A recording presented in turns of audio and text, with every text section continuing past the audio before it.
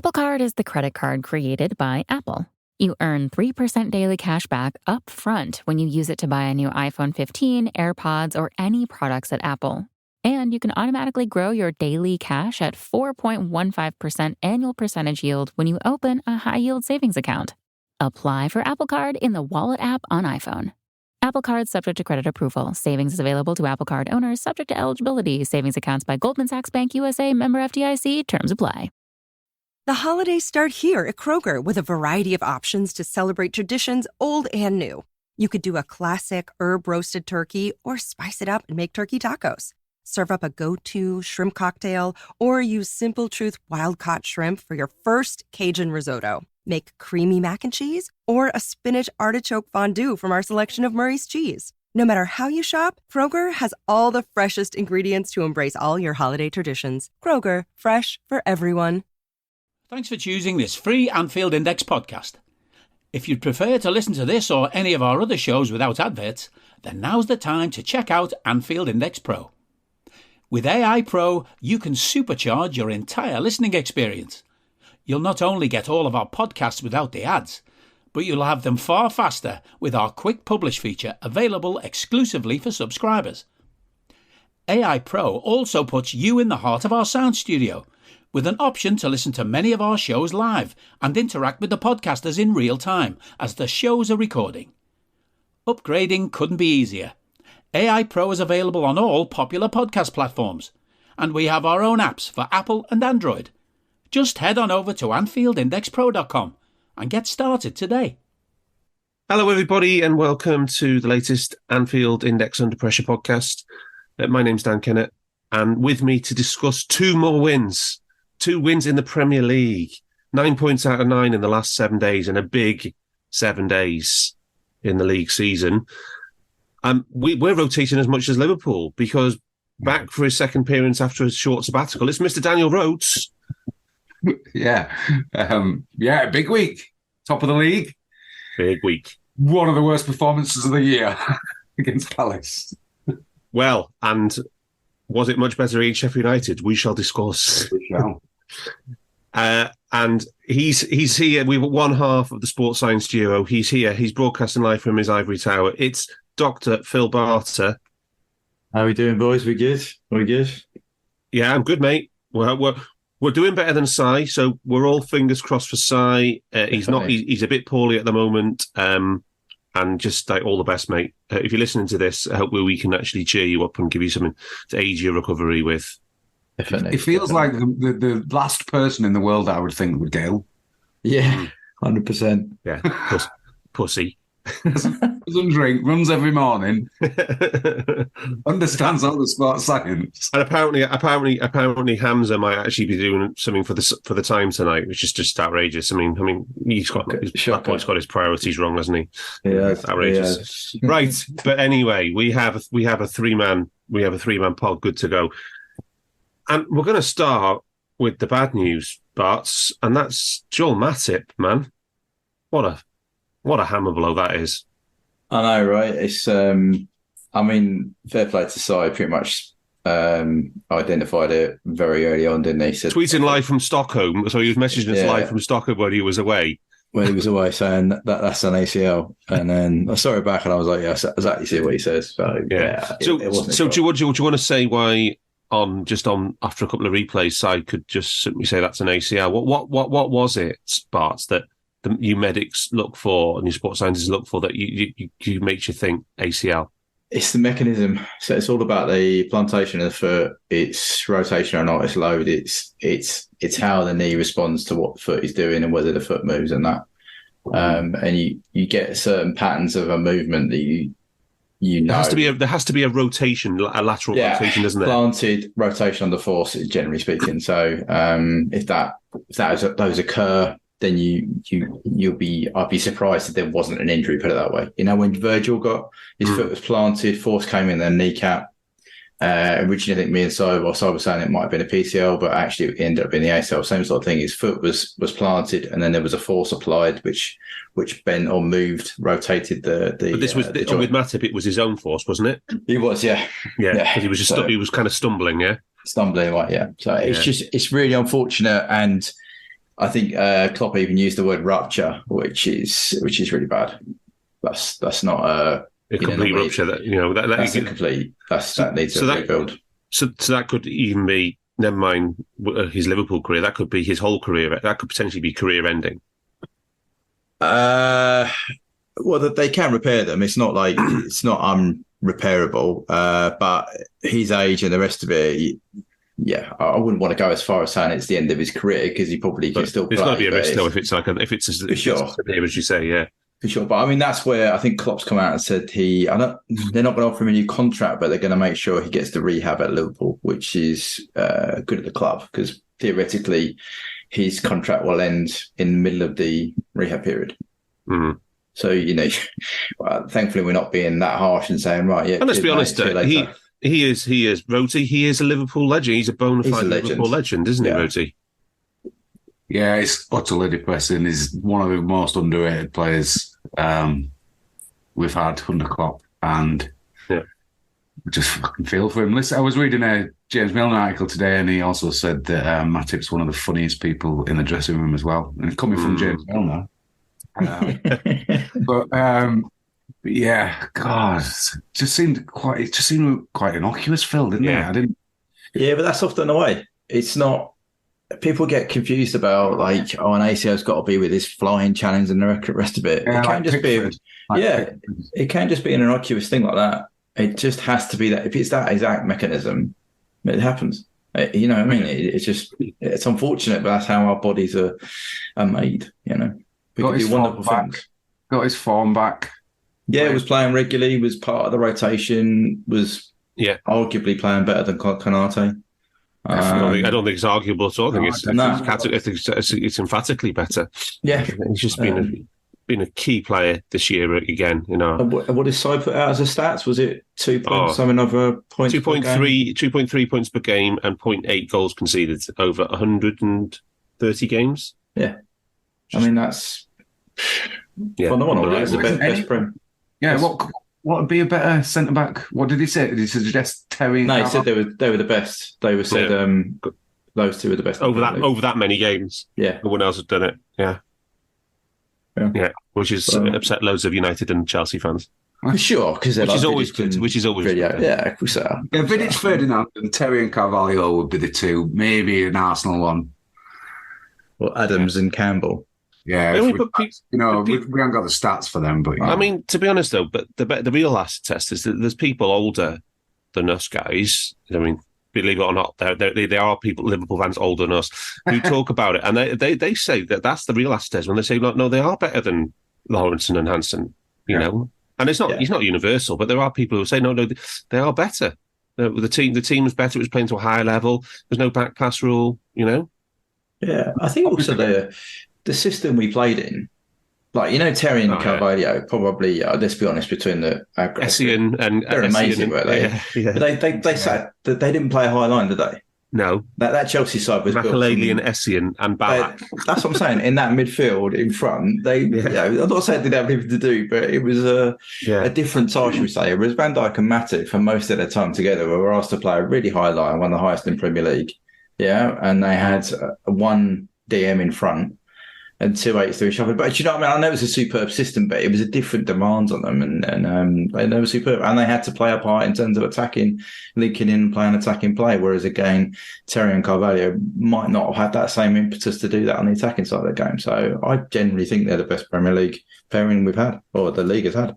Yeah, can't argue with the numbers.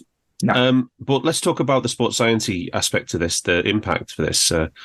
Barts, and let's talk about what it means for our squad, because Brundish isn't here to give us the fatigue index stuff, but he's posted it all in the group for us. Is there any way you can summarise what it means from a squad planning and rotation aspect? Just trying to look at the basic. I think from what he was saying, Ibu, as we know, has got a set number of minutes per week, and that is nowhere near 2 games a week. Kwanzaa, it's nowhere near 1 game. It's nowhere near 1. No, Kwanzaa is about 40 minutes average is a load he's got. So he's again. People talk about him making the step up. There's no way that he's shown the capacity to do that on a regular basis. And as a youth player, you wouldn't want to expand, increase his load beyond the percentages set by the club. So that's a risk. And Joe, I think, what's his other stat with Joe and Ibu playing the same time without getting injured is something less than 10% chance of that happening. So, which is why I keep speaking about why we're burning the minutes of both those players in the same game. Yeah. So you've got a lot of players who don't have the capacity to play more than a game a week.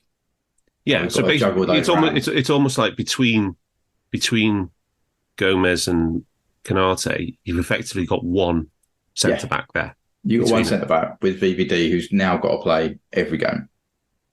Yeah. Which I'm not saying he hasn't got the capacity, but it would have been nice to have the option to say, do you know what, Virgil have a sit out here, whereas we don't really have that option. And then you've got Kwanzaa, who might be another half as a fifth choice. Yeah, and as we saw at the weekend, I mean, I think the weekend against Palace was probably tactical, but he's only come on and played bits. He's played full games in Europe, I think, hasn't he? Is that right? Yeah. But in terms of the heart and thrust of the Premier League, which is what we're about now, we're going to need someone to play, particularly through this period all the way through to the FA Cup game. They're going to have to play game after game after game. And because we can't do anything until January anyway. We can't do anything until January. So we basically got to the Newcastle game to get our way through this. And one of the issues we've got is that 8 more matches, is it? Yeah, we're playing Joe at fullback. Well, so that's you either decide to play a kid there, or you stick your fingers in the socket and you play Joe as fullback. But the more you play him, the more likelihood there's going to be another injury. Which means you compounding your problems. Rhodesy, I mean, it's a big dilemma, this, isn't it? We basically just described there. We might have 2.5 centre backs. Yeah. For, when we need 2 per game. Yeah, pretty much worst case scenario to lose someone, especially now coming up to the most intense period of fixtures. Yes, we'll come on to Konate and his strengths and flaws. But what do you think about in terms of, because like as Bart said, one of the things with Gomez is he's playing left back, he's playing right back. He's not just playing centre back minutes, is he? No, and he was doing a lot of running against Palace when he came on. Yeah. Do you think we'll see Chambers and Bradley? Bradley, did he play in that League Cup game? I think we're going to have to, actually, to be honest. I don't think it's going to. Are we going to see him? I think it's unequivocal. I think we are going to see him. It's just a question of for how much, right? Yeah. I can't believe we're not going to see the kids playing in midweek. I just can't believe, if we're serious about beating United at the weekend, we can't play any of them in that game. No, we can't play Konate, Gomez, or probably even Kwanzaa. Well, you can't play them all together, no. I think you're going to have to play Kwanzaa. Yeah. And then you probably, I don't know, I think you'll probably play Joe and Kwanzaa, I have to say. Yeah, who did Endo play centre-back? Endo's, so did he play centre-half? I can't remember, but he started 6 of the last 9 games, Rhodesy. All right. Yeah. But you can't play him centre-half because you've got no one to play 6 because Mac's out. Well, I'd play Kelleher centre-half. I don't care. It doesn't How long's McAllister out for? I don't. Well, I mean, it's just fatigue after that one.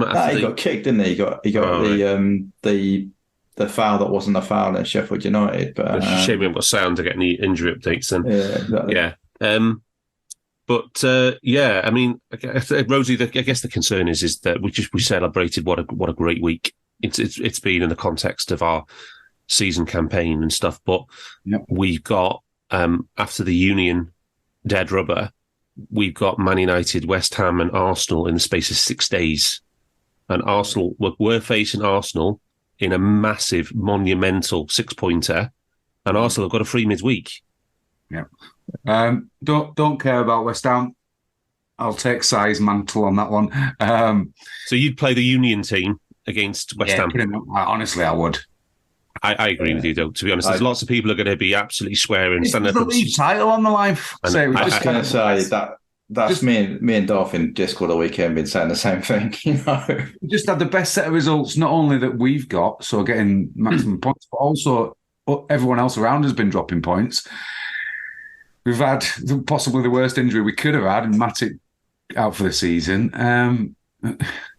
Union and West Ham don't matter at all. It's like 0% for me. I know that's bad for the fans that are going to turn out. Is it West Ham or is it at home? No, it's at home. So yeah, the fans are there, and I heard Dave Hendrick like 3 or 4 weeks ago on a pod saying it's a really easy chance to win a trophy, but just play people that aren't going to be anywhere near, the Arsenal and United games. It's got to be the Arsenal game, because Arsenal got a free midweek, and I think we can all agree when we analysed Palace that the cumulative impact of 3 games in 6 days was pretty glaring, wasn't it, Rhodesy? Yeah, it was. Yeah, we'll come on to it, but yeah, it was. We were sluggish, no execution, no energy. Yeah. So anyway. So let's come on to those games. Let's talk about Sheffield United and Barts, and let's talk about that lineup. Joe Gomez, left back. Yeah, he's played that before, hasn't he? But is it Luton away? He played left back. So other than that, I'm not. Did my head in that game as well? He did. I mean, it's not bad there. He's just not. And this is, I was chatting. Was it you? I was in Discord. Or I was saying like this. This sums up my issue with these 2 games. Actually, for me, you've burned minutes of 2 players who are injury prone in the same game. Yeah. Like, why not play Costas here, who's proven he can play week in, week out, right? Yeah. And then you've got Joe available for. But just to be clear, what we're saying to people there, he's got at least 2 seasons in his career, hasn't he? Playing over 4,500 minutes. Yeah. It's like you don't need to. I mean, and you can also rest him by taking him off after an hour. Yeah. And therefore, Joe only plays 30 minutes or whatever you need to do. But to start Gomez and Konate away from home at that ground, I just thought was.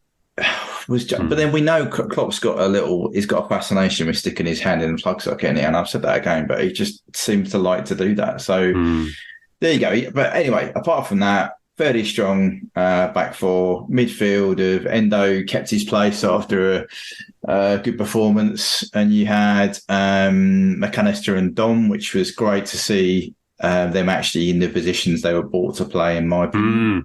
Gakpo got the nod in the 9, and then Mo obviously kept his place, and Diaz came in because we had no other option. Yeah, and did the new Sheffield United manager, or the reunited Sheffield United, did he change the system at all, or did he just stick with what the old fella was doing? Same system. He did rotate a couple of players, which I'm not. Then there's too many of them for me to reel off. But he changed the forward. He changed one in midfield, and I think he changed a couple of defence. But the system was still like a back 5 with a box in front and a 1. And Rhodesy, happy to see fellow Yorkshireman Chris Wilder back in the league. Yeah, story about Chris Wilder. He used to be Halifax town manager, and my stepdad, who runs a supporters club there, said he's the best manager they've had in the last 50 years. It was unbelievable. Wow. Went to Oxford from Halifax town and went to Sheffield United. That first season of Sheffield United, he was genuinely, he was one of the best coaches in the league, wasn't he? Yeah. But we didn't see any underlapping fullbacks like we did then. Overlapping centre backs. I can remember that. Yeah. Goodness me. So yeah. But I like Wilder. I think it's a good decision by them. It's harsh on bottom because Sheffield United fan, I know, he said if they hadn't gone up, they might have gone out of business. Wow. That bad. And they were so close to administration, and had they not gone up, he said they would have been, and they might not even exist. So to sack a manager after 14 games, who's kept you in business? He's ruthless. They were. You can understand why they did it, can't you? Because they were. Yeah. They lost 5-0 to Burnley. Yeah, that was probably the final straw, wasn't it?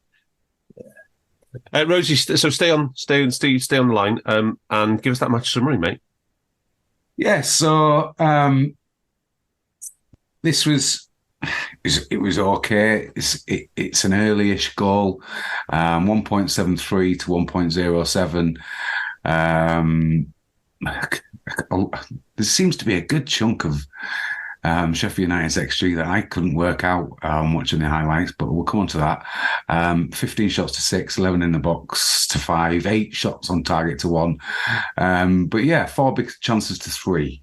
Now, the McAtee one from the Gomez error, and that is the 4th defensive error in a row in games for us. Not good. Need to nip that in the bud. We haven't done that on the clock before. And this led to a huge chance, 56% on understat. But yeah, they're 3. I can't quite work out. I think, Dan, I don't know if you can check this, but I think one of them was an Archer missed opportunity late in the game where there's a dinked ball from McAtee and he doesn't touch it, but he's like one-on-one with Kelleher like 4 yards out. I'm not sure he gets a touch on it, and they might have given it as a missed opportunity. The other one was from a corner. Hits on a volley, but it's blocked. So yeah, I'm not sure. But I didn't think we were great. But to have once we go ahead after good save from Kelleher, we criticised him in the Luton game, but he saves this one. Massive save. Huge for us. Because it's 0-0 and we're away from home. We're not new manager. Yeah. So perfect timing to save a big chance. The models were pretty the same. Although what's interesting is that Cayley had them at 1.4, and I like Cayley's model, so I couldn't counter attack. It's going to be counters. Yeah, they had a lot on fast break. He's got McAtee on a higher one than understat. 36 penalty box touches to 13. Once we go a goal ahead, they basically have nothing until that Cameron Arch chance towards the end. We're already 2-0 up by then. Well, there's the one that's blocked from the corner in 86 minutes, but yeah, it's your average. There was no missed opportunities, Rosie. I did check, right? Yeah. One of the actual big chances was one where Archer just dilly-dallied and he basically he cut back inside and he basically had a really tame shot blocked. So it didn't even look like anything. But if he was 1-on-1 and then it was his own decision to cut back, which took the shot away basically. Okay, but it was still down as a big chance. That's 76. As I said on the last pod, Dan, we can't keep conceding this many. 3 big chances, whether it's 2 or 3, is still too many. No. I think unless we get down to 1.5 and Nunez gets his big chance conversion up to 30, I don't think we will win the league. But up to 30, that's the you have to give him an easy target. If that does happen, then starting to dream now, Dan. Oh yeah. 16 games is a lot, Rhodesy. I mean, last time we won the league after 20, we put it to bed after 23 matches. We certainly did. I think we've also played everyone away, apart from Arsenal are coming and United are coming. Yeah, is it Arsenal away? No, Arsenal at Anfield. So I mean, this is just such a mass. It's such a monumental 6-pointer. We're at home. Yeah. And they're having a mini wobble for the first time this season, really. So again, they were a much better team against Villa. Missed like 3 big chances, I think. Yeah. So, so we mentioned the Kelleher big save, Barts, and one of the things I just want to talk about is across the 2 games and also the Fulham first half, which was we talked about last week how it was very laborious. We weren't very good on the ball. Our build-up was dodgy. Are you seeing in your detailed stats packs? Are you seeing anything that's giving you cause for concern, or is it what is it with you? What are you seeing in our patterns of play and our build-up? For me, the lack of connections between the front 3 has decreased markedly over the last 3 games. And if you look at the contrast between Sheffield United and the next game we'll come on to, it's even worse. Like they seem to decrease game on game. And particularly Diaz is literally now linking with just the left back, which is a problem because you become very one-sided. Obviously, with the Palace, a little caveat of a card coming in there, so we could dominate that side. But yes, the shapes we still got good depth to our play if you look at the pass maps and the average position, but it's just the connections of how we're utilising players in those space. And we're also, considering we had at one point over 85, nearly 90% of the ball against Sheffield United. It was mad, wasn't it? The possession. It was mad, right? Yeah.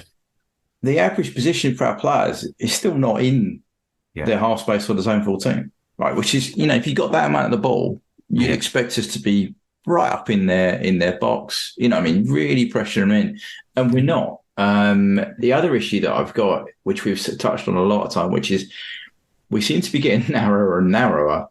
So even in the last time I was on, we still had width. So we had good depth, but we still had width across all the channels of the pitch.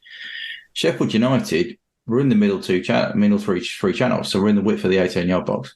There's no one outside of that width, which, again, if you're away from home, bottom of the league side, against deep block, you want to get wide, you want to have depth, you want to, move them around quickly with switches to create gaps in between. We literally played in the width of the 18-yard box, and we're trying to pick little bits here and there. Having said that, our passing was good. We kept the ball well. We didn't drop our standards, and I thought Sheffield United was better than Palace. That's not difficult, but we didn't have any penetration, did we? We didn't have any penetration, no. And I think that comes down to, if you look at the zones on the touch map, Gakpo is just not in zone 14. He's pretty much on top of McAllister, which doesn't help when you're trying to penetrate. I think you and I were chatting whether he picked the wrong forward for the wrong game. The holidays are a time to feel and create joy. And what could be more joyous than the look on her face as she unwraps a stunning new jewelry piece from Blue Nile? How about getting 50% off your purchase? Blue Nile offers premium quality, priced below traditional retail. Their online experts are available 24/7 to answer any questions and make sure you've picked the perfect gift. For a limited time, you can get 50% off at BlueNile.com. That's 50% off at BlueNile.com. Are you that person who has everything? The coolest merch and those must-have fan threads? Well, over at our Anfield Index shop, we've gone that extra mile when it comes to pimping up your Liverpool collection. From our popular range of bespoke design t-shirts, sweaters, hoodies and hats, to our signature edition mugs, prints and coasters, all provided with fast worldwide shipping. We have something for every red. We also stock official LFC merchandise and are licensed with the Premier League and UEFA to sell official iron-on shirt badges and sleeve patches. As a listener to this podcast, you can get 10% off everything with coupon code AIPRO10. Just head over to AnfieldIndex.shop or find us on Etsy by searching for Anfield Index. So Nunez might have been better to start in this one, and Cody might have been better at Palace. To allow us a platform to play into. But yeah, it just meant that Mo and Diaz were in the right areas, but there was no connection in the middle, which didn't help. You've got a lot of overlap on the right-hand side. Dom is covering a huge area. You look at it, and the two centre-halves, the two and the DM are in the right area. It's just, we're just not, for me, we're not utilising those players in the right areas. Trent, the box is formed in midfield, which is a good base for us, but it's just we're not getting that penetration near behind. And I think some of that might have been we chose that forward. If you look at just attacking half pass maps, it's just a triangle. There's a nice box formed, and then there's a triangle on the right hand side between Trent, Dom, and Mo, but the left just might as well not happen. And I think that makes us a bit predictable in our play, because people they know what you're going to get out of Diaz. You know he's going to cut inside. He's not going to go on the outside. And when you've got Joe playing there as well, playing left back, he's not going to go on an overlap run and put a ball in with his left foot, is he? He's going to cut inside. Makes it very easy to defend. So you've got to rely on the right side to stretch out and go wide. And we didn't do that. We kept within the refines of the 18-yard box. So for Sheffield United, that was a concern of mine. The only positives for me, we only had, I think it was 4 shots outside the box out of the total, which is a better ratio for us. We've been moaning about that. And our in terms of our ratio of long, medium, and short passing chains, they're all around the 12, which means we're varying the length of our attacks up. It's just that we didn't have that ability to go in behind, if you like, as you said, with penetration, which is Trent had 7 key passes though. Yeah, and we used to love one XA, which is one of his highest, isn't it? Yeah. We used to love playing 3 at the back systems as well, didn't we? We really used to just, I don't know, it's stretch them. Because we had the fullbacks going, you had the width, right? So therefore, they played in the areas the wide centre half didn't want to come into, or the wing backs had to come back, which meant you overloaded in midfield. But because we're not doing that, it means they can just sit in, and they played literally started with 5 at the back. So just sat in and went, go on then. Had a box in front, so they made it really hard for us to pass through that box. And we predictably, what was a set piece goal, and a break, or not kind of a breakaway, wasn't it? A recovery and a last minute finish. So they're not. It's not like we've cut them open. Although I don't know about you guys, but I just didn't feel like we were going to lose the game. No, I don't think so. But Rhodesy, there was one our first shot, I think, of the game was one from Salah in sort of a central area of the box. Yeah, and Diaz as well there, yeah. Yeah. But then that was it. That was the only shot we had in the box until the second half. I mean, and the rest of the half... Virgil's goal, yeah. Well, I would say the rest of the half was all set play shots. Set plays, yeah. Yeah. I think we had 5 set play shots in the box after that. But it was really weird. I mean, we're not going to say set plays are bad, because Hamza was on here last week talking about how we're second or third in the league in the attack for set plays. But it was really weird to see so much of our first half only from set plays. Yeah, it was frustrating. One, I think, a bit to do with that is how Sheffield United played. So we didn't score until the 37th minute. Yeah, they were organised. We have talked about 80% possession. Yeah, but as Phil said, because you're too narrow, because you're not dragging them, because you're not creating space for players, because the front 3 aren't linking well. Szoboszlai looks knackered to me. As flagged about 3-4 weeks ago on the fatigue index. But but I think the highlight of this game was Trent Alexander-Arnold's arse crack before he took the corner. What is he doing? I was just going, am I seeing this right? Has he done that on purpose to the Sheffield United fans? Yeah. God knows what they were saying to him. For it to lead to a goal was even funnier. On the goal, Dan, is that not a foul from Verge? I don't think it was. It looked like he just kind of either stuck his ass out or he kind of stuck his leg out a little bit and it tripped. Well, I'm taking it, Rhodesy. Absolutely, after what we've had. But I've seen those this loud for us. Yeah, for sure. Do you know we did the same move 3 times? Oh, go on, Phil. What's that? So we scored on that where Verge hit the ball from. Yeah. Trent literally puts one. I think it's 5 minutes later, Virgil puts it over the bar from a header. Second half, 55 minutes, same routine. Mo ends up with a shot. It's exactly the same area. Yeah, I thought that. It looked like really similar spots. So they were running off backwards. Yeah, so Konate was driving the front, their mid block, if you like, in away from that area, and Trent was just putting it in the same zone in the box. And as I said, Verge scored off one, headed one over the bar, and Mo should have done better with a shot. But it was the same area. It was like just beautifully worked move. They kept moving, creating space. Save though, wasn't it? Yeah. But you know what I mean. That's a reflection for me if Mo's not quite as sharp as he was, because PK spot unmarked with a ball at his feet, he normally does better than that. So I just thought it was interesting that we clearly worked on this routine and got it working three times. But it was we had three shots in the first half set plays literally on the penalty spot. Yeah. Rhodesy, one of the things we're not collecting the press in at the moment because of your new job and all that. But one of the things that you did last season was you did the differences between how Cody Gakpo presses and how Darwin Nunez presses. Yeah, this was all the praise about Nunez being about Cody being there for his defensive work and stuff like that. And what we did was we found out that Darwin actually pressed more and more effectively, but just in a more random way across the front, not in a submission, a concentrated area.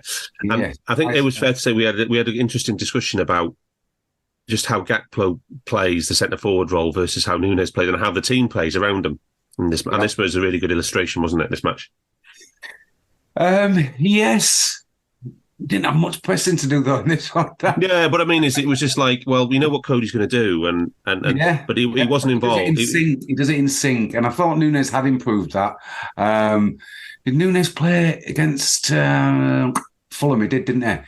That was a game when I thought we are quite. But it's just more that Cody is, he's still not involved a huge amount in build-up, right? He's still not having very many shots or creating many chances.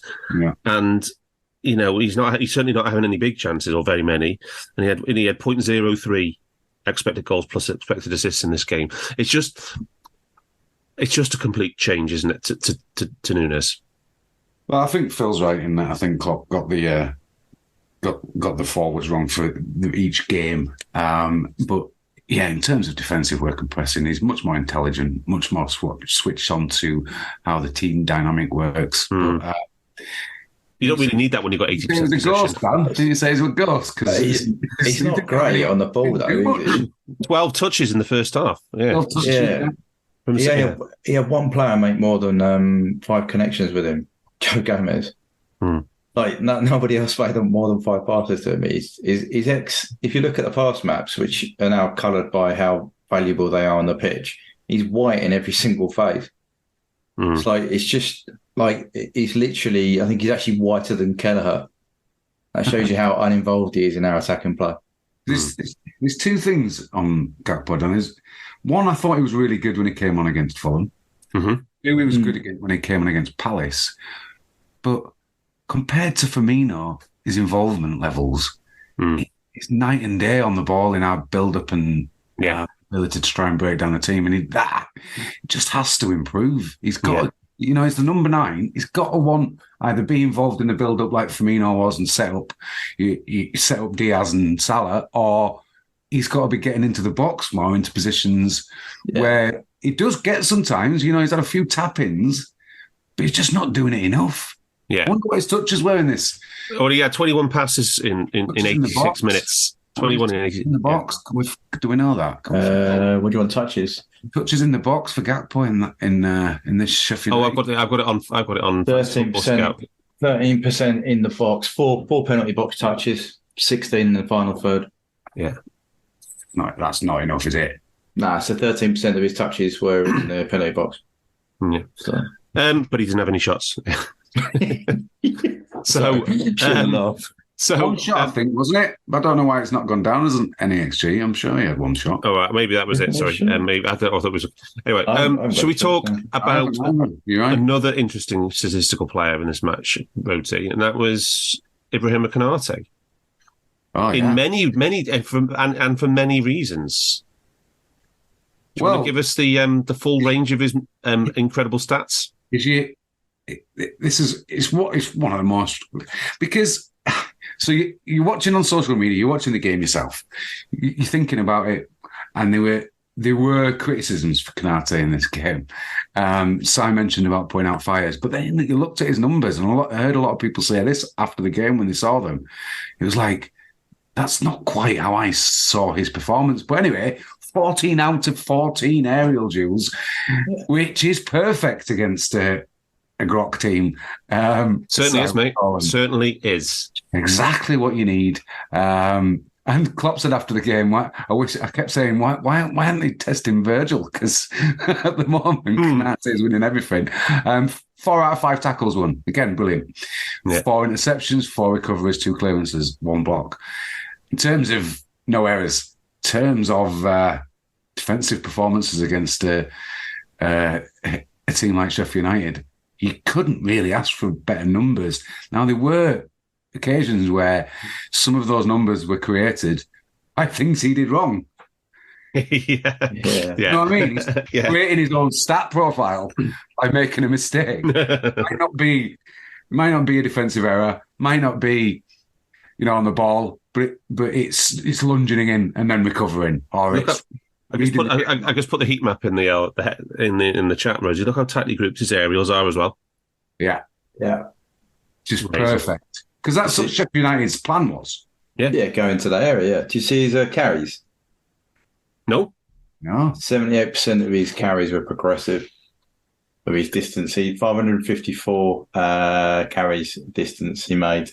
So that's the highest in the team of those carries were progressive, which is something we asked Matip to do, right? Carry the ball. Konate did it in this game, which is, I just was looking at him going, his passing was good. There was a lot of good things about his performance, but I still came away going, I'm not sure that's right. Like you said, Rosie, it didn't quite pass the eye test. I mean, 81% pass rate. I mean, that's pretty good. It's not bad. It's pretty 120 good. passes, and that's something Si mentioned, wasn't it? Yeah, they did let him have the ball. They did. Yeah, they did. Yeah. So you still got to do something with it, haven't you? Yeah. So you mentioned his carries being progressive. Barts, what was it? He had the 120 passes, the most in the team, most in the match. What was in? Did you see anything notable in his pass progression? He's got 13 progressive passes, which is the highest in the side. Wow. Higher than Trent, who had 9. Can we define progressive passes for people listening? Oh gosh, there is a definition. 30 meters. What is it? We'll get that up. It's on the Opta website. I'll look that up now. Because if he's passing it 25 meters or whatever, and it's not really going past one of their players, just into feet of Trent or into feet of whoever, Salah, it's it's not progressive like Van Dijk. It's a complete. Well, I think there's the thing. The pass types, there's no switches. That's the thing. Yeah, it's a complete open play pass in the attacking 2/3 of the pitch that move the ball at least 25% closer to goal. That's an Opta definition for you. Mm-hmm. So that's just about 22, 23 yards, or meters. So yeah. Mm. Yeah. So if you pass it from one side of the centre circle to a player of yours on the other side of the centre circle, for example, it's got to go forward though. Pass it from your own half by the centre circle to the opposition half by the centre circle. That'll be a progressive. Yeah. But I mean, considering that's a criticism we've had of Konate, right? That this is, I think you got to say that that's not a bad game for him. Yeah, I mean, it's amazing what, and I agree. It's when you look at the data underneath and you're thinking, well, I think my eyes were a bit off then. I know I've been judging him a little bit harshly because just because he made one or two minor errors, potentially resulted in shots for Sheffield United. Yeah. I mean, he also turned his header, a 0.06 sorry, into a 0.35 chance. Post shot. I mean, was that the looping? Was that the looping one? Yeah. And then keeper had to go stretch out. Yeah. So I'm just saying, not a bad game for him. You know what I mean? It's Virgil rightly got all the plaudits, but Konate went bad. Should we talk about the one moment? Just a quick one, Dan. Is there any kind of bias from us here? Because I think if this was Van Dijk's number profile, it would be absolutely. I just think that if Van Dijk had 120 passes, I think there would have been. Yeah. That's the difference, isn't it? He'd do a lot more with it, wouldn't he? Let's be honest. But I don't mind him just winning air angels, and I get Sheffield the ball a lot, and we know it's not one of his strengths. But in terms of his defensive work, that's one of the best number profiles. Absolutely. He created a lot. He created some of it himself. So, should we talk about the one moment of quality in the match, Rosie? The second goal. This was quite something. Red card potential. Well, you guys, I thought it was fine. I mean, you and Si were saying, "Oh, this is a challenge and stuff." I didn't find I've seen the angle from. I've seen it on the video, on the TV and stills and stuff. I just don't. He wins the ball cleanly, right, with one leg, but his other leg comes through the player. I just thought that's the scissor. Yeah, that's a perfect example of reckless. It's from behind as well. It's the kind of challenge they've tried to rule out, isn't it? So I was really surprised they didn't get called for a foul because he just wins the ball so perfectly with his other foot. So anyway, he does do that, and then plays a really nice ball to Szoboszlai times a shot with the instep of his foot. One of the hardest shots I've seen. I know he's hit some beauties, but the timing of that finish, it was a moment of quality. I just love the way he just lashed it and it went into the top corner. Just with his instep though, Dan. Have you tried it? I know. Woof.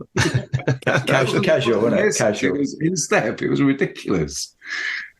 Yeah. Anything else from Sheffield United, Barts, that you didn't cover?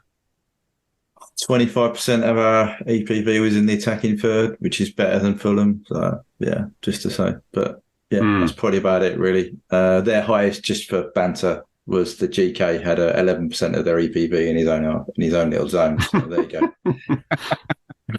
Yeah.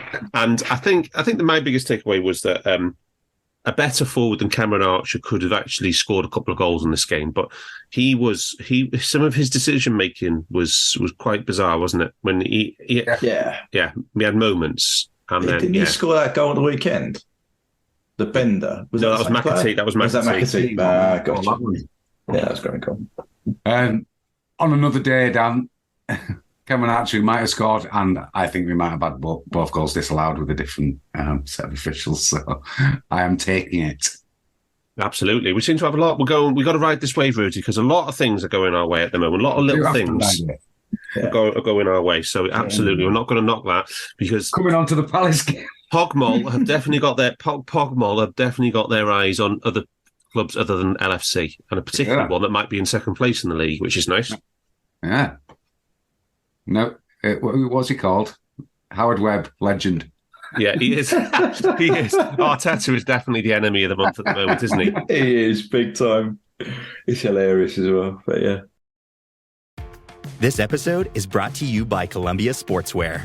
It's snowing again, and that wind chill is killer. But you're not worried about that, because you shop the Omni Heat Infinity Collection.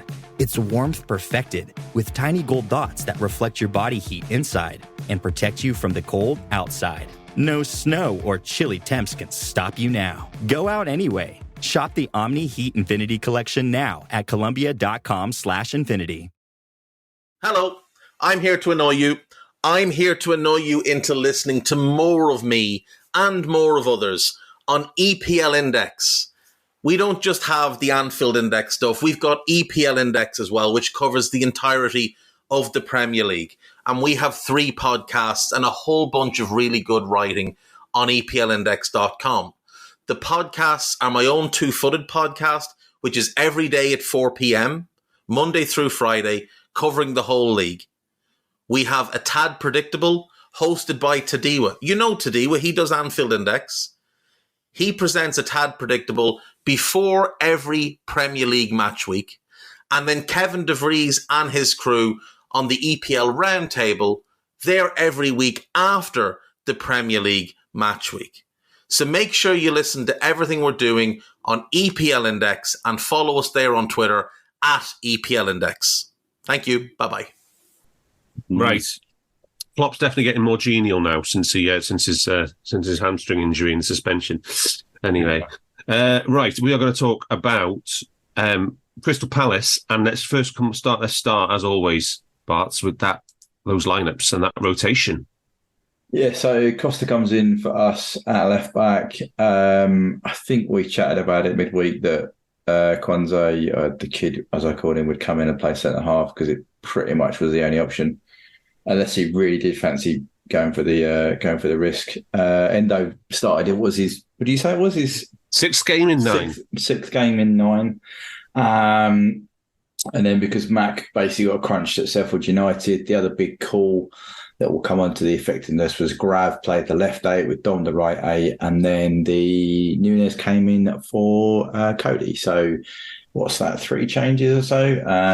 For them, they changed a winger, a midfielder and a fullback. And I believe they were all due to injuries, with Mitchell dropping out and our old friend Mr. Klein coming in and playing fullback. on the wrong side. I don't know whether Roy was trying to be clever against Mo, but I'm not sure it worked out for him.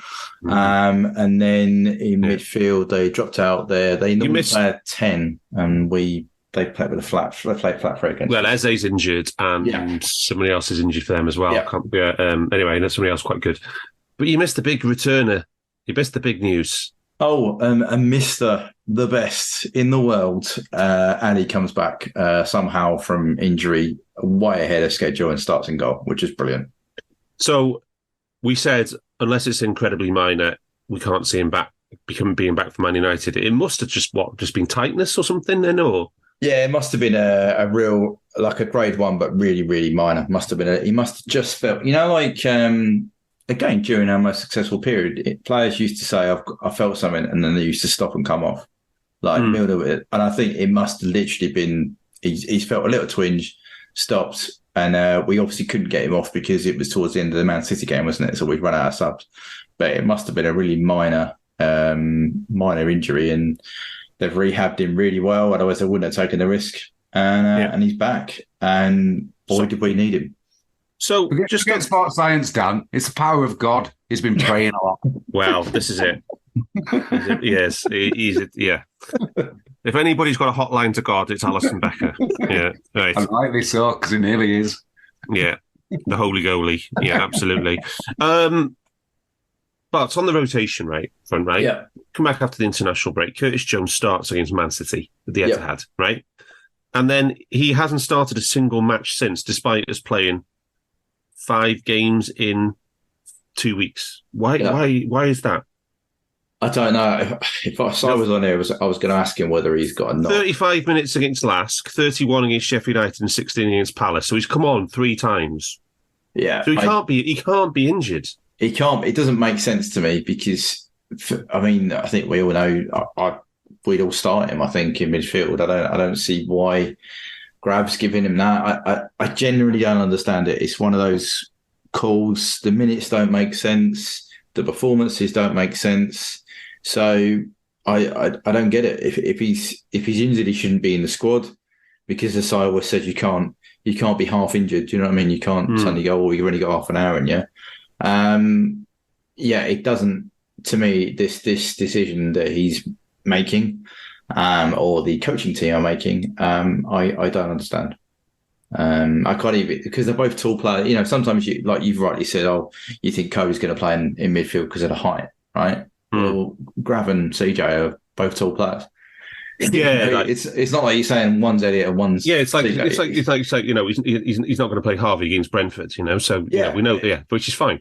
But CJ and Grav are both tall players. It also doesn't make sense to me in terms of playing an actual left back, and you've got Diaz. You'd kind of want someone like CJ who can hold the ball and allow your overlapping fullback, and therefore also fill in and be that discipline role as well that he's been doing. Not the loose cannon's a bit harsh with Grav, but he doesn't do that. He's very attack focused. He's individual. There we go, individual. But he's not going to drop in and help recycle and maintain and allow that run to work from the fullback. So it didn't make sense to me in terms of our pattern of play either.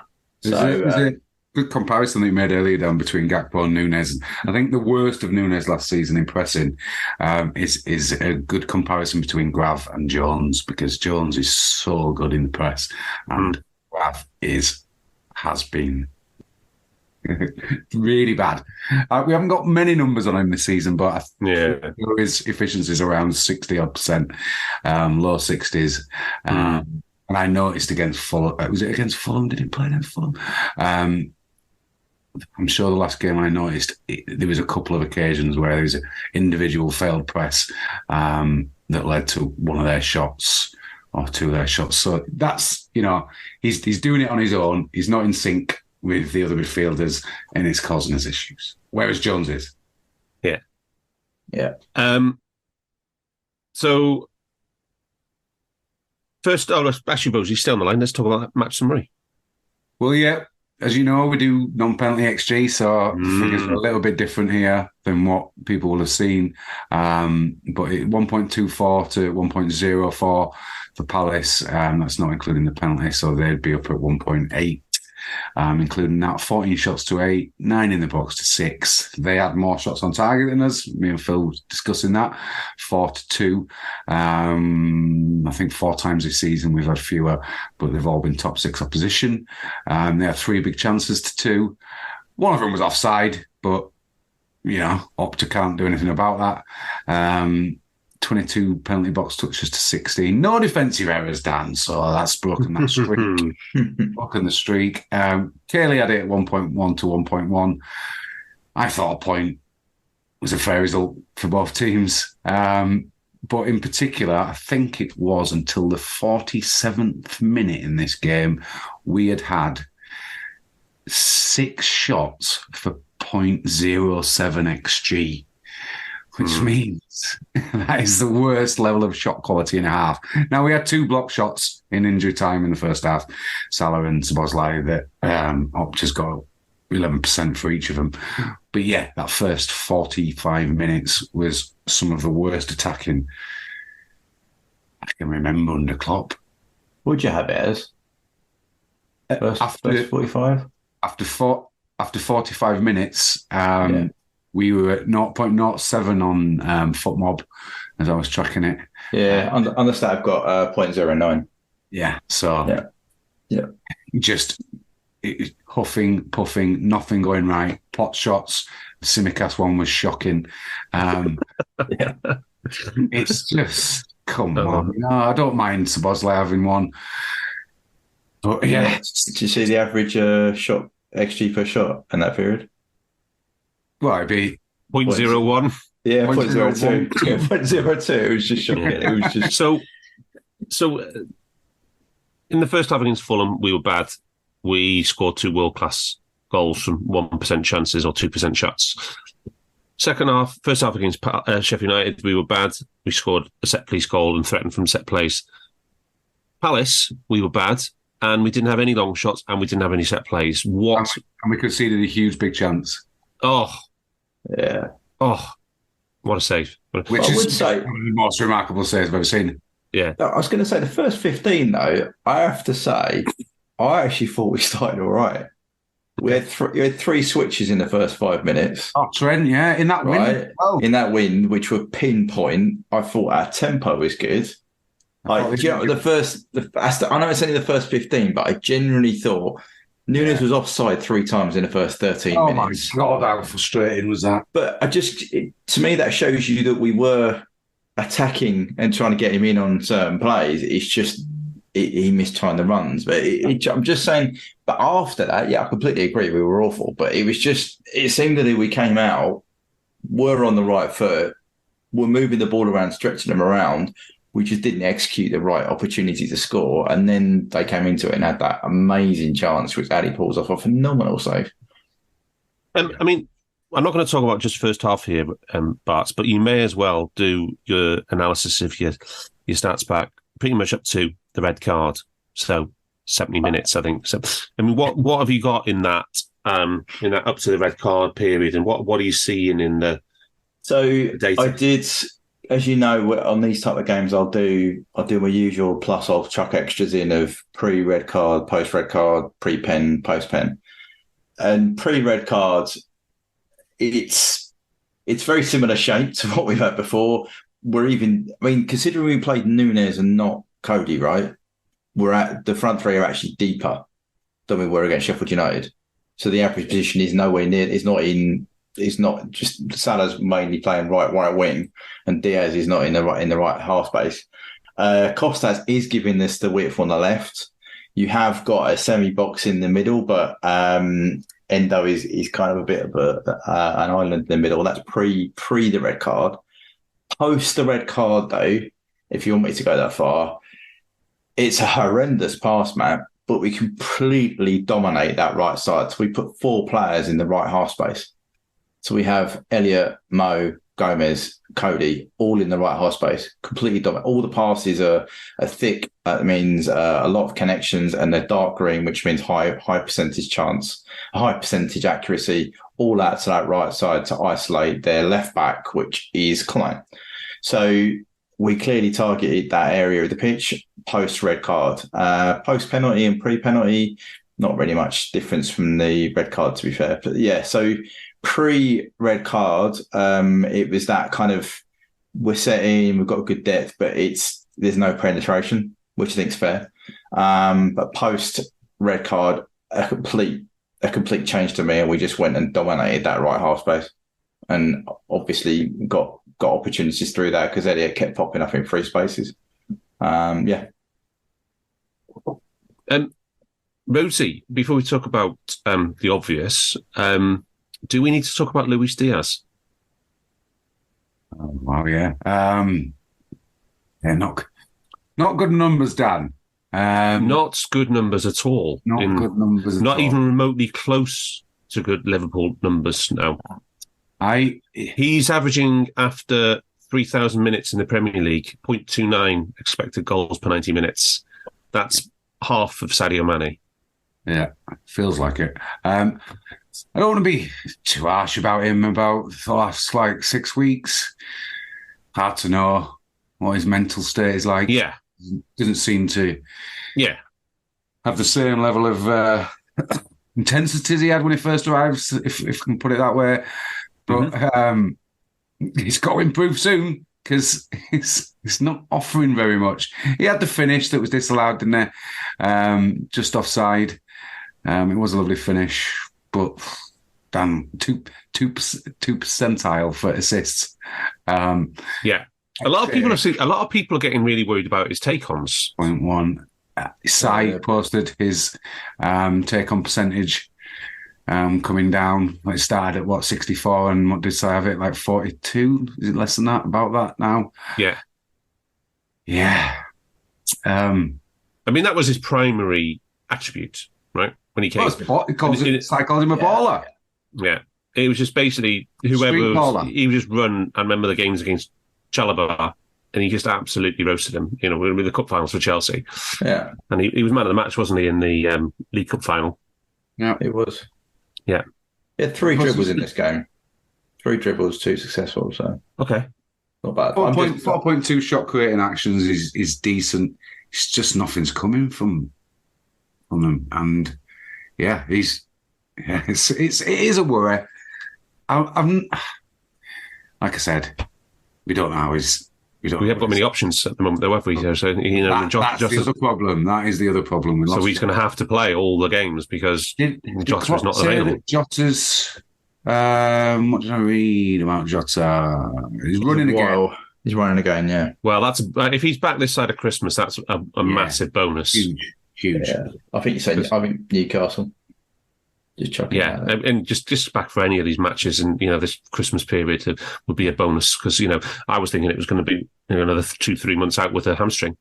Yeah. So the thing that worries me about Diaz, guys, is he's not doing the same thing. Like you said, Darth, he used to take him on, right? Yeah, drive to the line, and then we'd have a go at him for not putting it back or whatever. But at least he was beating the man and getting to the line.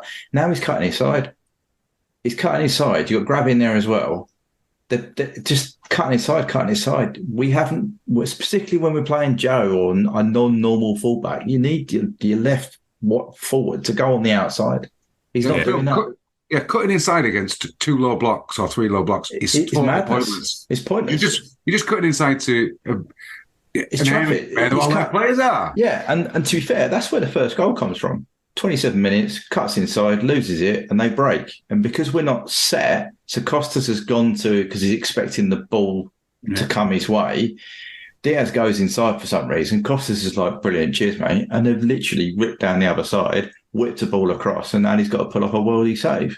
But and that kind of thing happened time and time again. You saw that we sorted it out towards the latter end, but both Grav and Diaz were going into the same areas with the balls, and I think Grav is probably doing it in the right space. He's playing left half space. It's probably where he needs to be, right? But Diaz needs to go on the outside or play the fullback in, and he wasn't doing it. He wasn't getting his head up to play that ball. So that's the more worrying thing for me is I can accept he's not taking it on, he's changing his role, but he's not doing what he was doing, what we brought him for. And it just becomes predictable for the opposition. Yeah, exactly. If people know what he's going to do, right, he's going to come inside, cool, I'll nick him off here and we'll attack, which means we don't pass the ball to him, which is what the pass max tell us. We're not giving him the ball anymore. Yeah. I've just got his scouting report from FB for his first Premier League season. Oh, and wow. you look at those take-ons, carries, progressive carries into the box. 97th percentile of carries into the box. Yeah. 92nd percentile. Yeah, and you look at it for this season, it's going to be night and day. So I don't know. So what? How do we square this with Diaz, Phil? The problem is we haven't got any option. Like, for me, he needs a bit of time away to just train and just be that impact player, right? But what's the option we've got is to play Cody out there. Yeah, which you did in Holland, didn't it? Which you did in Holland, but then you lose. The problem you've got there is Cody's not quick, is he? So you lose that out. The only thing that Diaz has got at the moment, which he still offers us, if we're in trouble, we literally bang it at old school, put it in the left channel, and Diaz will chase it all day, right? If you don't play Diaz doing that, you haven't got that out ball. And that could become a problem, right? Particularly if Costas isn't going to play every game. So you either try and work it out so that Cody is that player, maybe starts out there, see what you get out from him, or you're just going to have to carry him through the games. And that sounds really harsh, but he's also playing he's coming off now at 60. Was it the weekend he came off 60? So we're managing him through, but I don't know what. We've gone from having I think we joke we signed three left forwards in the space of a year, right? and now we've only got a choice of one, So it's tricky. Unless CJ we need in midfield for me, so I wouldn't. That's the other option because he's played out there as well. But CJ's quick, but he's not that quick. So I think it's a problem we've got to rectify. I think there's other issues to be worried about. If you get two out of the front three, what's your famous? One of your sayings is if the two out of the front three are working, you can carry one. Yeah. At the moment, we're seemingly carrying two. Yeah, Daniel, the contrast in the stats that you just posted in the chat there. The first one you posted, his first season, loads of green. This one, it's just on the eyes. Yeah. This one, 1.27 carries in the penalty area, so less than half of what he was doing at his peak. 45% successful take-ons percentage. Just everything's down. Everything's down. The volume's down, and the success rate is down. It's just eek. I think is the phrase. Right. Let's talk about another not positive. Barts, and that's Endo. He was fair to say he was targeted by Crystal Palace. Yeah, Will Hughes absolutely terrorised. I was going to say killed him, but that's a bit harsh. He just. Every time opportunity got the ball, he just pressed him and tried to won it off him 3-4 times in the first 20 minutes, I think, or at least pressed him hard. So Endo had to do it. To be fair to Endo, he did start to get his body in the way, draw the foul or get the ball off. But for me, it was only a matter of time before that happened in a really bad area. And I know we got away with the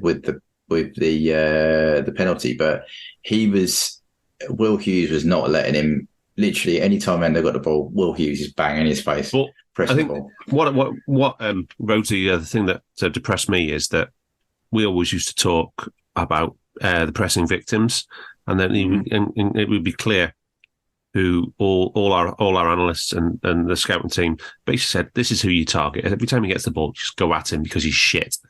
And that's exactly what they did with Endo. They looked at him and they thought, he's shit. Let's just get at him.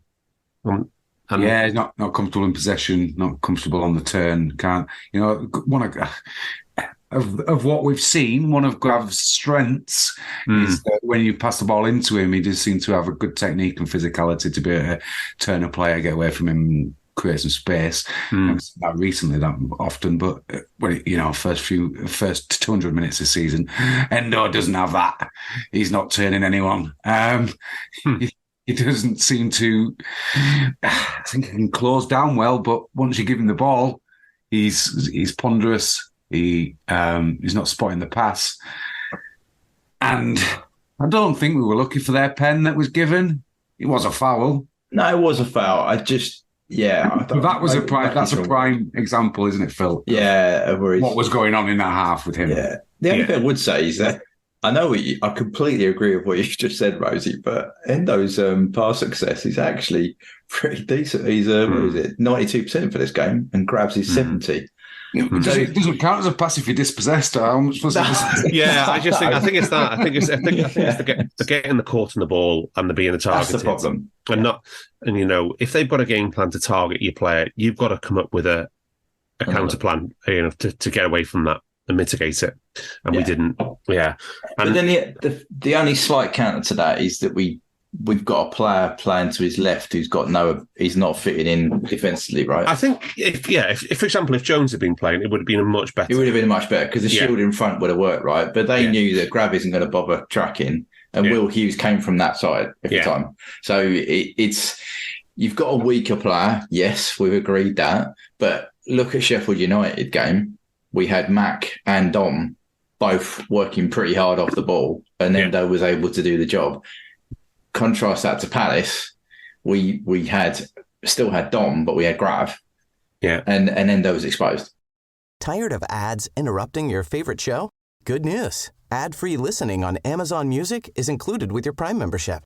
Download the Amazon Music app or visit amazon.com/ad-free sports. That's amazon.com/ad-free sports to catch up on the latest episodes without the ads. Enjoy thousands of Acast shows ad-free for Prime members. Some shows may have ads. I don't need a VPN. I've got nothing to hide. This is what I used to tell myself before I hooked up with LibertyShield.com. Not only is my home internet now fully encrypted, but I can now access all the websites I want, whenever I want, and do so from absolutely anywhere. As a Liverpool fan, I love to know I can now watch every match, regardless of whether it's on UK TV or not. My Liberty Shield VPN makes sure nothing is blocked and guarantees me super fast streaming speed throughout that match. You can get connected right now with their software package, which includes a 48-hour no-obligation free trial and instant access to their apps for Apple, Android, Fire TV, PC, Mac, and Android TV. Or go a step further like I have and get one of their pre-configured VPN routers. These small but powerful devices allow you to easily connect every device in your home to VPN, making it the perfect solution for smart TVs, Mac boxes, and games consoles. Visit LibertyShield.com today and use coupon code AIVPN25 to get 25% off at checkout. And then furthermore, Rhodesy, you thought Dom looked really leggy, yeah? Yeah. Well, he did, didn't he? He was done for a little bit. I think what the issue there in relation to Endo is that Dom's not going to be the out ball very often because Trent's moving in once we get the ball. So that's his ball. And that's But we've seen a double six. We've seen a double six with Dom dropping into, double six points. And he could have. Yeah, but because he hasn't got the legs. Are you saying the out ball? So Dom is Trent's out ball in the double pivot, right? Whereas Grav is Endo's. If Grav's not there, Endo has to turn back into trouble. Do you know what I mean? Because if you get the ball, you literally want to go, right, I'll play it into my 8, and he's not there. Yeah. So that's another 5 seconds that the upper can close you down.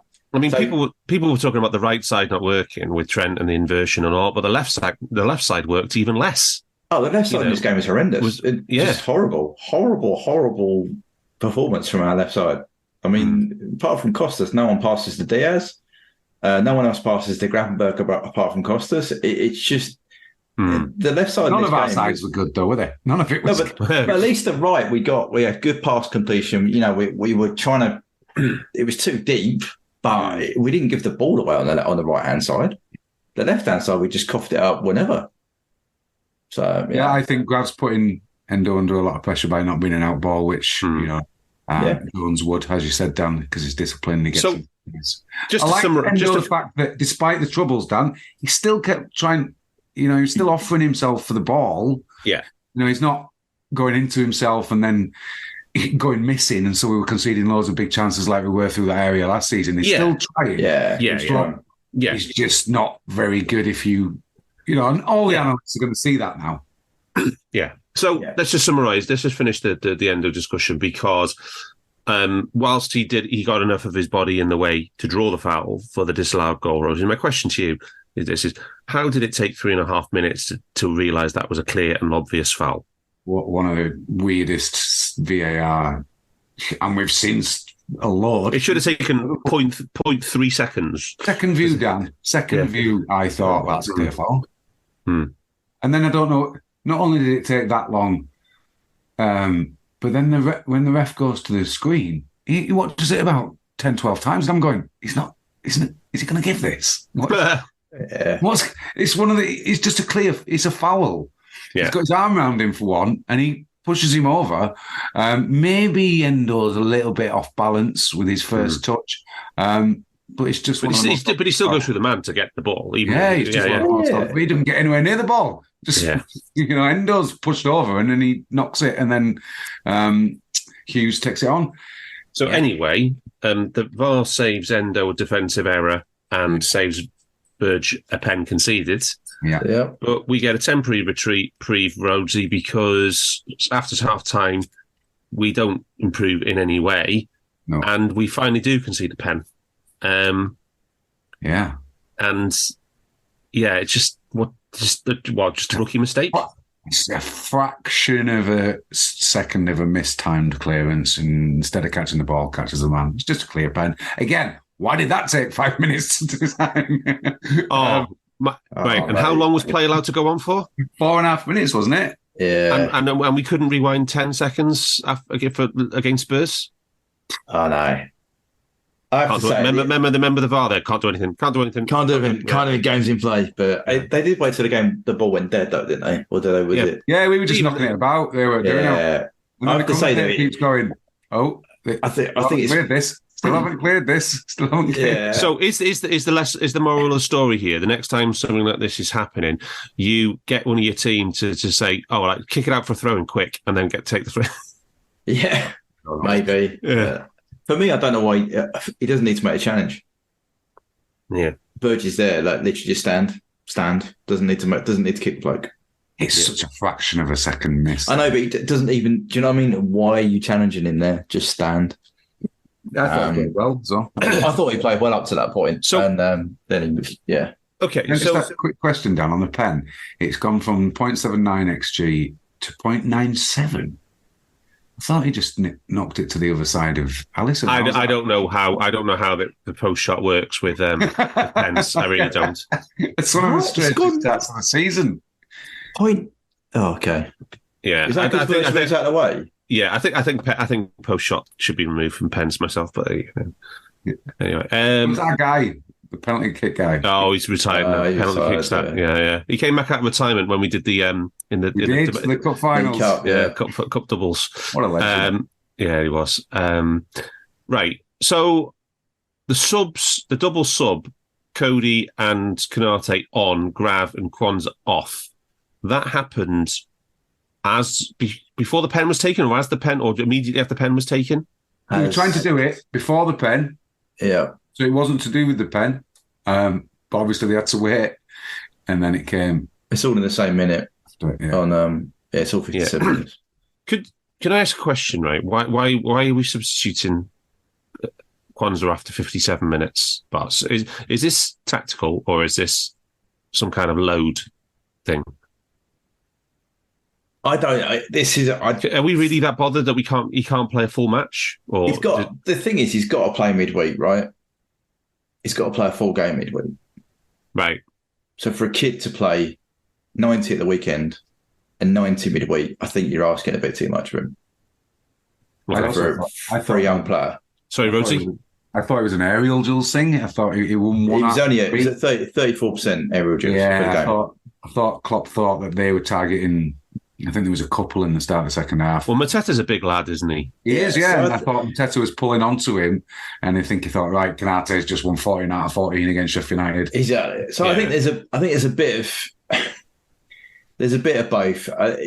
There's a lot. I don't know. Without asking Klopp, for me, I would like to say that it's because he's going to play midweek the whole game, and therefore he plays. That's what 100 and whatever minutes over a week. Okay, fair enough. Whereas 290s, I think, is a little bit of a stretch for the kid to play, particularly if you want him to be an option on the bench against United. Because Konate, you've got to manage Konate, right? Yeah. So, but Rhodesy's point about aerials and also Konate attacking wise is different to the kid. He plays very much out of VVD, doesn't he? Doesn't, whereas Konate obviously something different when you're pushing for the win, pushing for the goal. I don't know. But so there could have been a tactical, but I would like to think I would err on the fact that they were protecting him because it's not par off the hour. That seemed like a bit of a plan. Yeah. So after that 1-0 down, we then had Gomez at right back with Konate. And then we had the same front three as we started. And then we had Cody, probably the deepest of the 4 forwards, potentially in an 8 role. And then Trent and Zobbo. Yeah. But Trent was actually in midfield. He wasn't, he was just staying in midfield. He's playing 6. Yeah. Yeah. So, to get from that starting lineup to that system there, 4-3-3 with that, what did you make of that, Phil? I couldn't work out where Cody was playing. I have to be honest, I couldn't work out where Cody was playing. On the pass backs and everything, he's over the right hand side. But I just couldn't fathom why we're doing it. But then when he's going to sub Nunez, he sometimes does this. He brings Cody on the sub before, and then he takes off Nunez, and Cody goes into that position. He's done that a lot. Yeah. But I didn't think that was, again, 1-0 down away at Palace.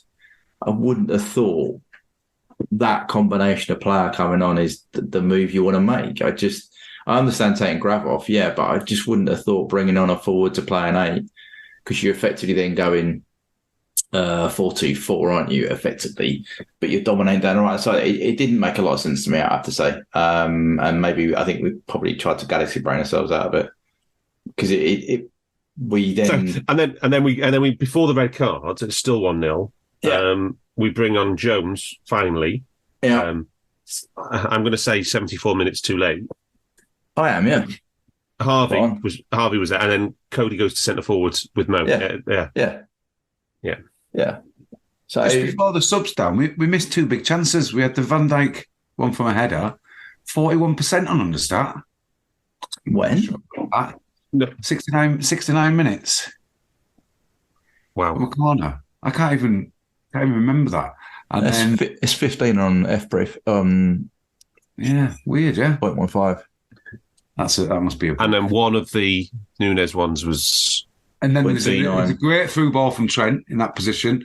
And he sort of wafts his foot at it at the far post. It's exactly like the Newcastle chances that he scored, and it's saved. Yeah, but there's the one where he should have gone his head and he went with his foot. Yeah, but that was really harsh, because that was almost like, I thought that was a shot. he was blamed at him. Maybe. Rosie, is Nunez officially in what football cliches would like to call a goal drought? Oh, a big goal drought as well. Dan, what did we say? Is it 9 he's missed in a row? Yeah. He hasn't scored since the 1st of November. So it's 8 games and 5 weeks or 6 weeks. No, we can. There's goal droughts for players where they're not getting involved. Yeah. Not having many shots, not having any big chances. Yeah. Because of the lack of involvement, they're not scoring. And then there's missing 9 big chances and about 5 XG. Maybe it cost us against Luton. Yeah. Cost us against anyone else? No, that's the thing. I think we've been fortunate. It has to turn, Dan. Come on, it has to turn. To be honest, I spent all of last season saying I'm waiting for the uptick so I can get him into a fancy team because he's going to go on a run of 8 goals in 3 games and stuff like that. And it never arrived. In last season, it never came. And we're still waiting. His numbers are unbelievable. Honestly, what is? I'm just looking at such pain in your voice. Then, yeah, there is anguish. The thing, what is he? He's top for combined in the whole league. He's top for anyone over like 500 minutes. Yeah, yeah. For he's 1.21, and Haaland's 1.17. It's just the numbers of an absolute maniac. And he just can't bloody score or convert big chances. I'm giving up analysing Dan. I'm done. That's not. I just have no idea. Sometimes his finishes amazingly, and then sometimes it looks like me up front. And I can tell you, my coordination is terrible. 25 shots. Actually, no, it's more than that. Sorry, it's because I haven't gone back far enough. It was 25 shots since the Bournemouth match for Liverpool. Yeah, and what 8-9 big chances? 9. What a ratio that is. Yeah. Messi levels. Not any of them. It's 1.1, 1.5, 2.1, 2.9 XG. So, well, you need to run a Monte Carlo. I do. And his individual shot values. Rhodesy, he said he hasn't cost us apart from Luton, but I think what he's cost us is making a game easy. Oh, absolutely. The number of times that we've been 1-0 and he's had a chance to make it 2 and he's missed it. And then we've kept going. Do you know what I mean? We've eventually got the other goal, but it's just that. Yeah. Because I talks about that at the time, where you're really having a chase for a game. The control we had in the 2 seasons. Yeah, it eats up your energy, right? Whereas if you get that 2 goal cushion early doors, you can just see out a game and manage. And particularly through this period, you kind of want to get a game done really early on. And, like I said, there's 3 offsides in the first 15 minutes. Imagine he puts 2 of those away. We're 2-0 in 15 minutes. Yeah, game over. Right? You haven't got to worry about it. Because then Palace had to come out, loads of space. Palace had to come out. We hit him on the countdown like we did after we went 2-1 up. They had to come out. Diaz got the offside goal. But what I'm saying is, although he hasn't cost us, and this isn't me digging him out, I'm not saying that, but it's those opportunities where he's had to score have been at key moments. And they would have saved, I think they would have saved us energy, which hopefully it doesn't cost us later on in the season, but just would make things a lot easier if him or Mo's missed some chances as well. Can put something away to make a game easy so we can ride out the last half an hour game rather than having the chase. So, the last half an hour, the last 20, 22 minutes or 24 minutes of this match, Rhodesy, the red card changes everything, right? But after the red card, we get 82% possession. But only 3 shots to 2.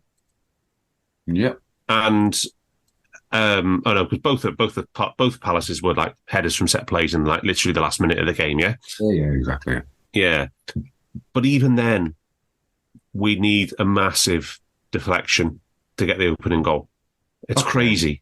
I'm not convinced by this. I'd agree with you if Jones wasn't Pollack, so it'd have been a pen and it'd have been down to 9 men. And if you watch the highlights, you can see the refs giving the pen.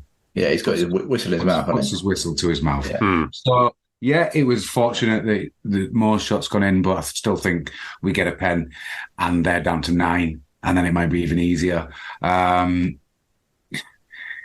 just saw, as Phil touched on before, I thought the link up between the 4 players, I thought we were overloading them a lot, which is clever to do on that right side. We had a few nice build-ups that didn't lead to shots. One that, So what you're saying here is that they had a red card, and the narrative. Can I just say, Rosie, the narrative around from people covering the Premier League, absolute the red card, nonsense. It's just been a pile of horse shit, hasn't it? Absolute bullshit. Steaming pile of horse shit. I don't watch much of it anymore, but Gary Lineker's tirade about VAR saying, it's just a clear double booking. Is in the rules. He's too close to Van Dijk. He doesn't move away. He moves towards him. Van Dijk does the right thing, kicks it out. Footballers have done that for years, and then it's a break, and just as Jones or Elliott's about to pass it, we want a clear break, like it'd be I think it was a 4-on-3 if the pass gets made. Yeah. Fouls him. It's a foul and it's a booking because of the situation. Had they had 9 players behind the ball, and because Palace were 1-0 up, we were playing like a drain. and then ultimately it's the pivotal instance of the match. There is this thing that it's somehow wrong because it was hard on Palace, and it went actually, God Almighty, spare me, fuck's sake, Anyway, right. But what you're saying is, Rhodesy, you like the way we use the man advantage. One, you had the ill discipline of Grav. Okay. Yeah. He's now hooked. Yeah. Yeah, and then you've got Gakpo moving into cleverer positions than what Nunez was. I think he's got better control of the ball, more intelligent tactically, and he's linking up and he's moving into space. And I thought we were working their right side really well. One, it led to the Elliott goal, but I thought there were other moments.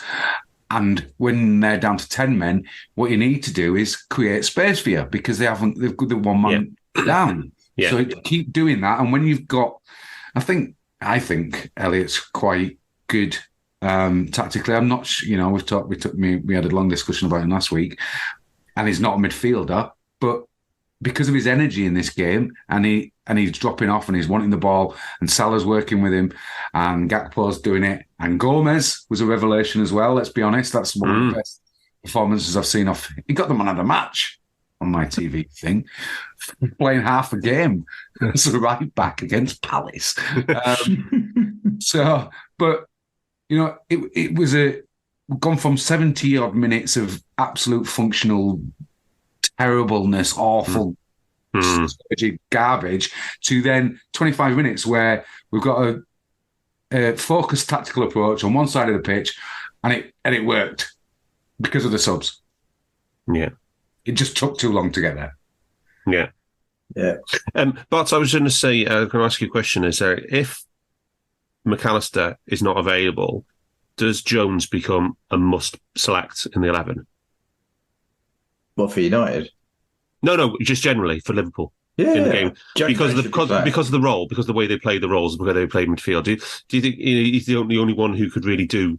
Yeah, what McAllister's been asked to do in terms of his role? I think also what Rosie touched on there is Jones. CJ allowed us to dominate one side because he locked down the left-hand side.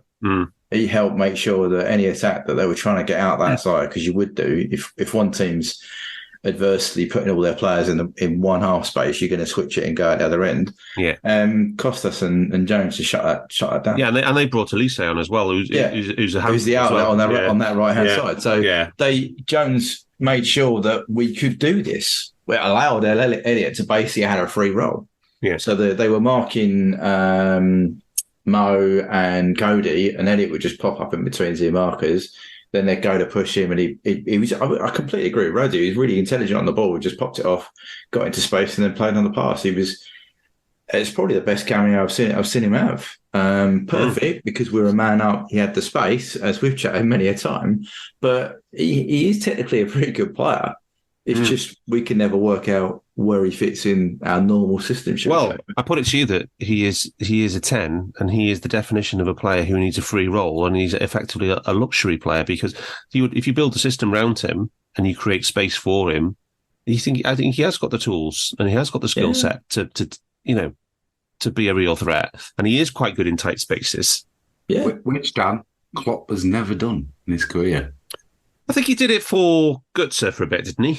Okay, maybe, yeah. Götze was a pressing monster and really fast, which Elliott isn't. Anyone? But anyway, I'm just going to say that I like the way that we had a system 10v10, and then we had an extra player who was basically going wherever the space was, and he was a threat. He was a real threat. His goal was. I think we made up for him. Literally, got the ball, drove, attacked the space, which is what you told the youth to do, and took the shot on. Yeah, the keeper probably should do better. He's just come off the bench, but it's still got it on target, hasn't he? So while the prevailing national narrative is unlucky Palace, a disgraceful ref for the second yellow card, so we're saying that there's definitely some praise to be had for the way that we created the overloads with the man advantage, yeah? Yeah. 100%. And the goal's a perfect example. I know it's finished from outside the box, but you've got Gomez to Gakpo, to Jones.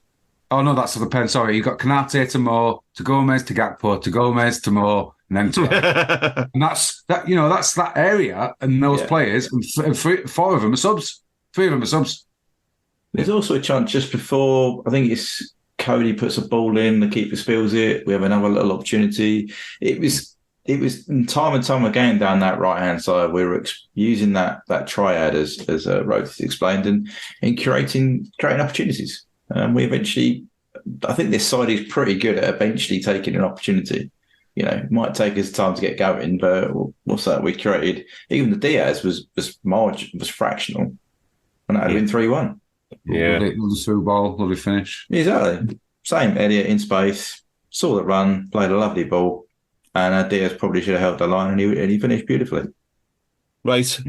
Anyway, I think that's been a really, really thorough job, chaps. Yes. Anything you had written down which you didn't mention? No. Oh, how funny was Roy Hodgson's interview after the bitter fucker. Oh my God, the bitter old fucker. Just retire. Jesus, he's a small man. He really is. How has he ever managed our football club? I know, he's pathetic. I was reading a thing the other day, and someone asked him when he took over. He said, "Who are your managerial influences?" And you've got all the people that have been at Liverpool. You know, we all know them. And he went, Don Revie. Oh, fuck no! Man, talk about reading the room. Yeah, sure. Yeah, God. See you, Ron. Anyway, I said we'll be back next Monday for the double header, Union and Man United, but we may not be back if Jurgen selects a first close 11 in Belgium, because we may have all spontaneously combusted in anger at that point. Yeah. No more UP if yeah. Yeah, that's the death knell of the Sullivan Van Dijk play against Union. My God. Kill me now. Right, yes, Jurgen, you've been a legend, but come on. No, prioritise, man. Prioritise the fucking league. We're top of the league, and we've got an unbelievable opportunity from this point. Yeah. Yep. We've gone from, I was going to say, I think we've gone from a 1% chance of winning the league at the start of the season to what? 30, 35, 40% chance of winning the league from this point? I think most models have got us around that, yeah. Yeah. I mean, what unbelievable opportunity. And none of us had that. I mean, Sai did, obviously, but I mean... No, Sai didn't have City as a 76-point team. No, he didn't. No, Sai does a 114-point team, didn't he? Yeah, he always does. Start the season. Perfect. Sai lad. Yeah. Right, anyway, we will be back on Monday. Until then, thank you, Rhodesy, and thank you, Barts. Until then, up the fucking Reds. We hope you enjoyed listening to this Anfield Index show. Please be sure to subscribe to our channel so future podcasts find their way to your device automatically. There's nothing quite like fan engagement, and we'd love to know what you think of anything discussed on this show. The best way to get in touch is over on our free Discord community, where both podcasters and listeners debate the hottest LFC topics 24/7. Sign up free now at AnfieldIndex.com/Discord. You won't regret it. You can also follow us on Twitter at Anfield Index and find us on Facebook by searching for Anfield Index. Oh, and before you go, we'd love it if you could leave us a 5-star review on your favourite podcast app. It only takes a couple of seconds, and it means the world to the people who create these free shows. Sports Social Podcast Network.